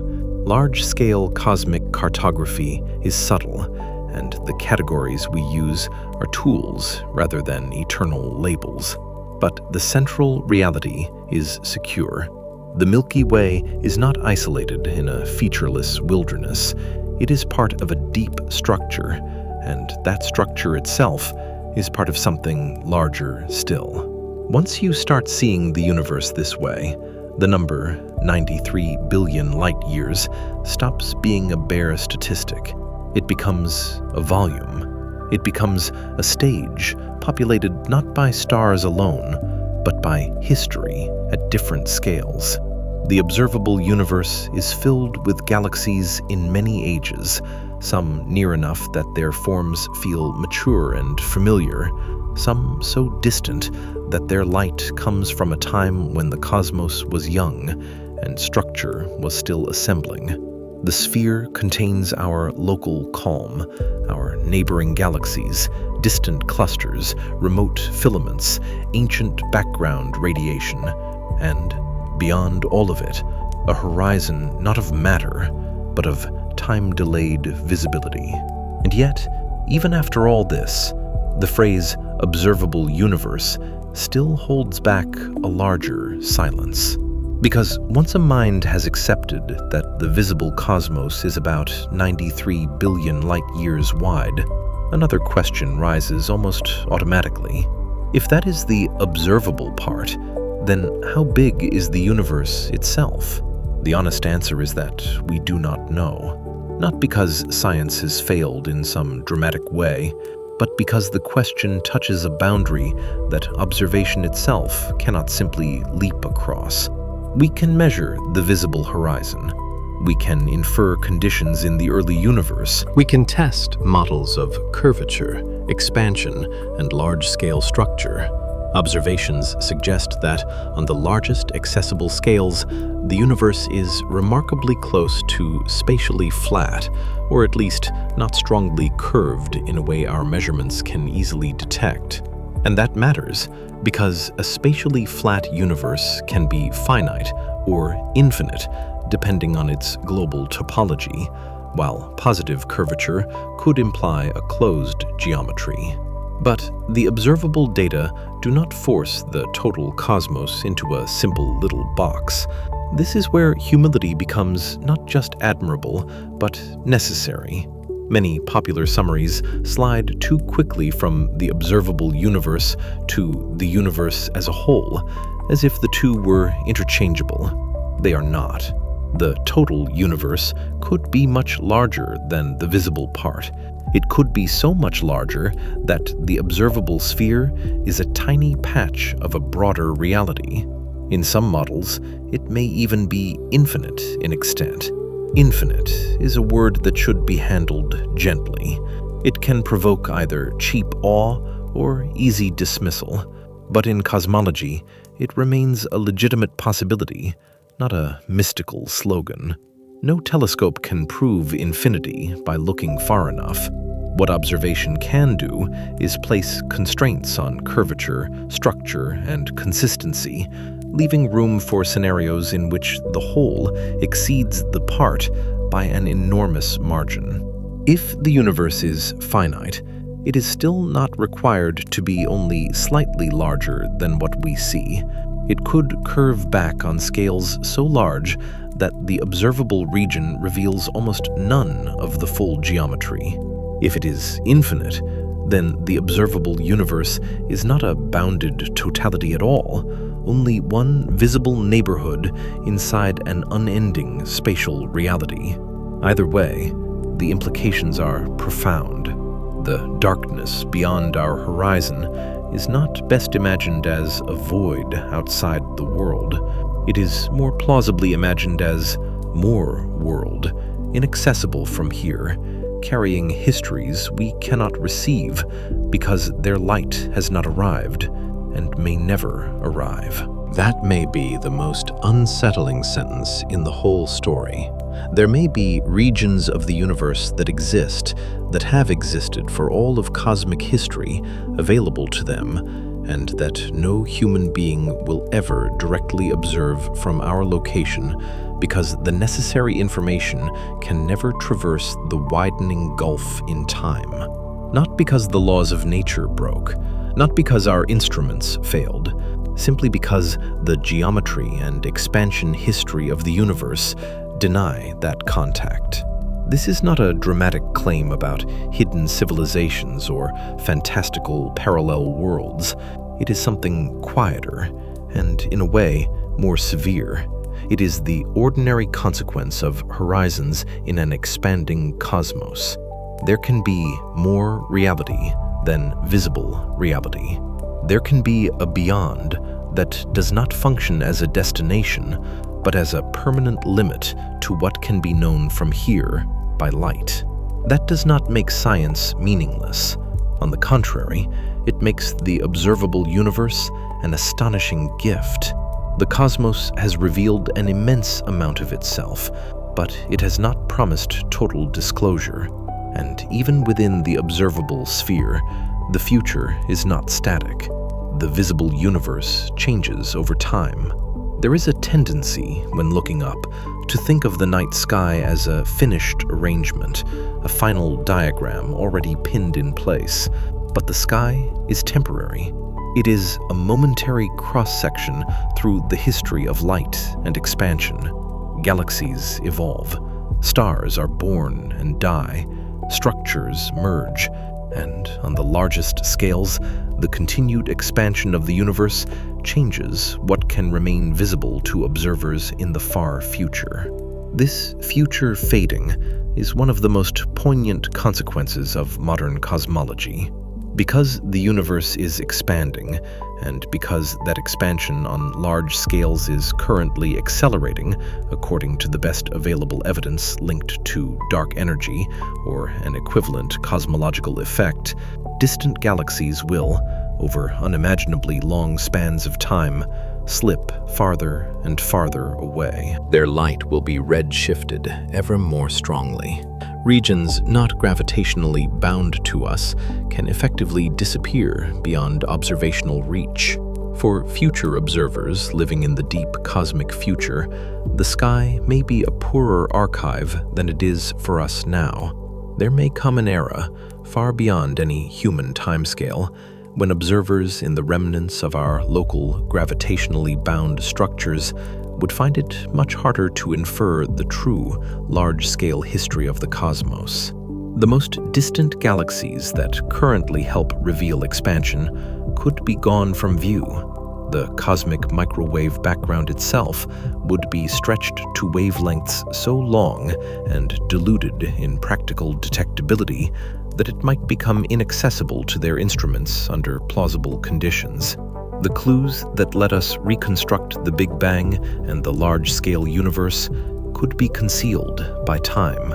Those future scientists, if they exist, might live in a cosmos that appears smaller, more isolated, less historically transparent than the one we can study now. There is something deeply moving in that possibility, because it means we may live at a privileged observational moment, not in the sense of standing at the center of reality, but in the sense of inhabiting an era when the universe still visibly reveals much of its own story. The sky has not always been what it is now, and it will not always remain so readable. We are late enough for galaxies, stars, planets, and life to exist, but early enough that the deepest large-scale evidence still reaches us. To know this is not to inflate human importance, it is to appreciate circumstance. The very phrase privilege of observation has to be handled carefully.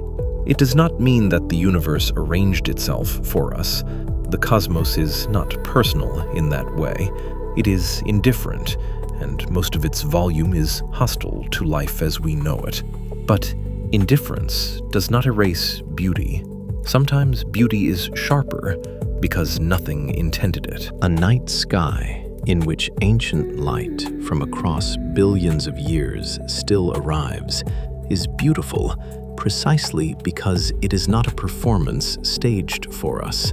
We happen to exist at a time when the ancient messages are still crossing the dark.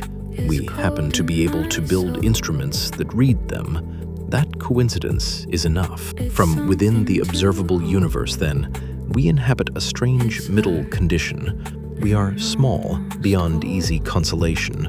The Milky Way itself, magnificent by local standards, is a minor participant in an immense visible sphere.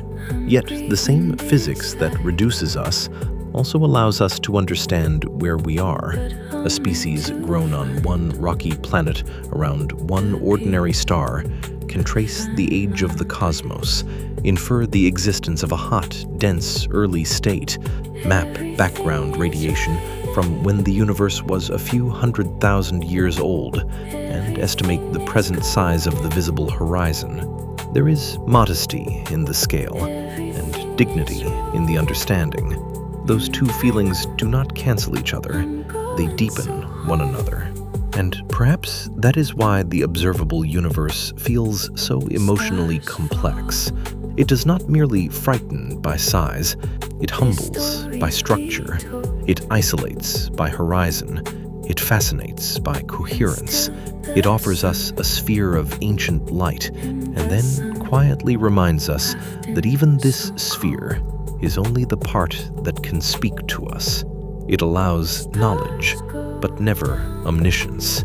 It grants a view, but not the whole. There is also a moral softness hidden in that limit.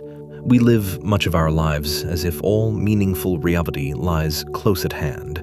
The next task, the next room, the next season, the next generation. The observable universe does not invalidate those scales, but it surrounds them with context so large that urgency loosens. Human conflicts, boundaries, and vanities continue to matter to those who suffer or love within them, and nothing in cosmology should flatten the human world into irrelevance. But large-scale perspective can still do one generous thing. It can reduce the authority of the trivial. It can remind us that the mind is capable of lifting out of its immediate enclosure and entering a wider stillness. That wider stillness is not empty of meaning. It is full of relation. The atoms in your body were forged not in the Big Bang itself, which made mostly hydrogen and helium, but in later stars and stellar deaths.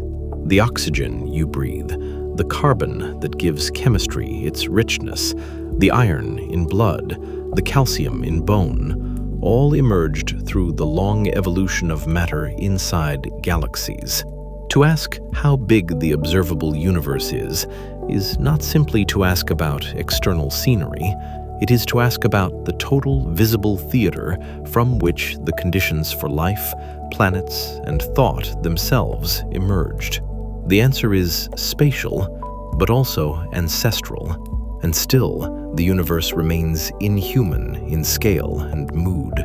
Most of its volume contains no life that we know of. Most of its history unfolded before human beings arrived. Most of its future will continue long after human stories have ended, unless intelligence survives in forms and durations that now belong only to speculation. There is no promise of rescue in cosmology, no assurance that understanding grants permanence. The night sky is not a comforting parent. It is a record of vast, indifferent processes. But sometimes a record can calm precisely because it is larger than fear. A mind absorbed by the depth of reality can, for a while, set down the smaller anxieties that usually clamor for attention. It also helps to remember that the observable universe is not a place we stand outside and inspect. We are inside it. In fact, we are inseparable from our position inside it. The visible sphere is centered here because here is where the observation occurs. That means every act of seeing the cosmos is also, quietly, an act of locating ourselves within it, not at the center of all things, but at the center of our own horizon, a finite island of knowledge in a possibly much greater sea. On Earth, horizons often comfort because they give shape to a world. The sea has a line. The desert has a line. The evening landscape closes itself in distance. The cosmological horizon does something more unsettling and more beautiful. It gives shape not to the universe as a whole, but to the portion of history and space that can touch us with light. It is a limit created by relationship. Without light travel, there is no visible universe. Without time, there is no horizon. Without an observer, there is no centered sphere. The observable universe is, therefore, not just a thing. It is an event of connection between cosmic history and a point of awareness. When framed that way, the size of the observable universe becomes less like an intimidating measurement and more like a description of a relation. How much of reality has had time to arrive here? 46.5 billion light-years in every direction, 93 billion across. A sphere full of ancient travel, a sphere of delayed presence, a sphere whose farthest visible light began when the cosmos was young, hot, and newly transparent.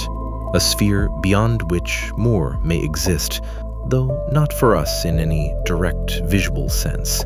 A sphere immense enough that the Milky Way becomes microscopic in comparison, and yet intimate enough that every photon entering the eye is participating in the same basic logic.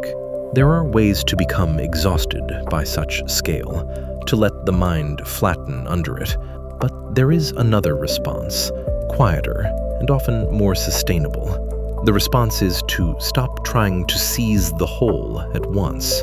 The observable universe cannot be emotionally consumed in a single act of thought. It has to be approached indirectly, by image, by comparison, by repeated, slow acceptance. First, the Earth shrinks. Then the solar system becomes spacious. Then the galaxy becomes one among many. Then time enters sight. Then the oldest light appears. Then expansion reshapes the map. Then the horizon becomes a sphere. Then the sphere becomes a web. Then the web becomes a visible part of something possibly larger. The understanding arrives in layers, like the sky itself. And in the end, perhaps the most profound thing about this journey is not the number at all, but the nature of the limit. Human beings often fear walls, endings, and closures. Yet the observable universe offers a limit that is not a final stop, but a reminder of incompleteness. We do not know all. We cannot see all. We may never see all. But what we can see already exceeds old mythologies of scale. The horizon does not diminish reality by limiting it. It deepens reality by revealing that there is more than visibility. Even darkness changes under that idea. Darkness is no longer simply absence of light. It becomes a region from which light has not reached us, or has been stretched, or never could arrive in time from our position. The black between galaxies is not a mere blank backdrop. It is part of the stage on which time and geometry decide what can be known. The night sky is full, but its fullness is selective. Light survives the journey from some ages and places, from others, not yet, or not ever.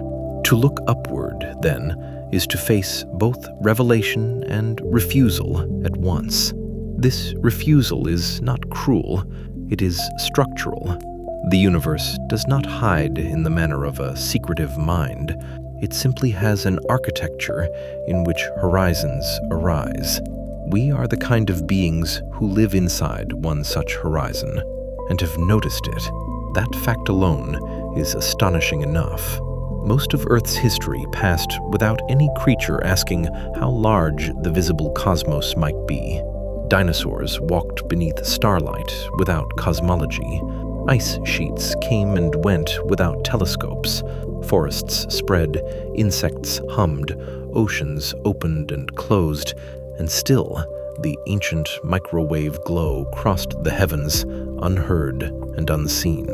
It took a very particular line of evolution, a very local biological story, for the universe to become self-measuring in this one small place. That does not make human beings the purpose of the cosmos, but it does create a delicate kind of poetry. Out of ordinary matter, organized by chemistry, selected by survival, and shaped by planetary history, there emerged nervous systems able not only to fear the dark, but to investigate it. The observable universe includes us as one of its late products. A little part of the visible sphere has become capable of wondering about the sphere itself. And that wonder is not outside nature. It is one of nature's quieter outcomes. If you carry that thought gently, without pride and without self-contempt, it can become restful. The universe is immense. We are small. Both are true. But small does not mean meaningless, and immense does not mean hostile in every register. The night can feel vast without feeling personal. It can feel indifferent without feeling empty. There is room inside cosmology for calm. So let the number settle now, not as a challenge to imagine every mile of it, but as a widening of the room in which thought moves, about 93 billion light-years across, a visible sphere defined by ancient light, expansion, and the long patience of cosmic history. Within it, galaxies gather into webs, voids open like silent caverns in structure. The microwave background whispers from a time before stars. Beyond it, perhaps far beyond it, reality may continue, where no light from there can yet speak to us here. And somewhere within this sphere, on one small world turning in the dark, beneath an atmosphere thin as breath against the scale of everything else, someone can lie still and think about it. That, too, belongs to the observable universe, a body at rest, a mind moving outward, a room dimmed to almost nothing, the modern world fading for a while behind the slow arithmetic of stars. The Milky Way continues to turn, whether we think of it or not. Andromeda continues to approach through ages too long to feel. Clusters hold their galaxies in vast, invisible wells. Light from remote regions still crosses the dark, patient and unchanged in purpose, carrying old images toward future eyes. The cosmic microwave background still fills all directions, faint and nearly uniform, like the last warmth of an ancient fire stretched thin across the whole sky. The horizon remains where it is from here, not as a boundary of existence, but as the farthest reach of what can be seen. and beyond that reach, the universe may go on silently, without witness from this place. There is a comfort in letting it remain that way for now, not solved, not closed, not forced into a final shape small enough for the mind to hold without strain. The cosmos does not require that kind of mastery. Sometimes it is enough to understand the outline, to know where the visible ends, to know why it ends there, and then to rest inside that knowledge, the way one rests beside a dark sea at night, hearing nothing of its full extent, yet sensing the great body of it beyond the shore. The stars above any sleeping world are only the nearest layer of that sea. Beyond them are more stars, more galaxies, more structures, older light, colder dark, and perhaps still more universe than any horizon can grant us. Yet, from here, the visible sphere is already more than enough to humble the scale of ordinary life, enough to reveal the age of light, enough to show that the universe has a history written across the sky, enough to place a finite human evening inside a much larger calm.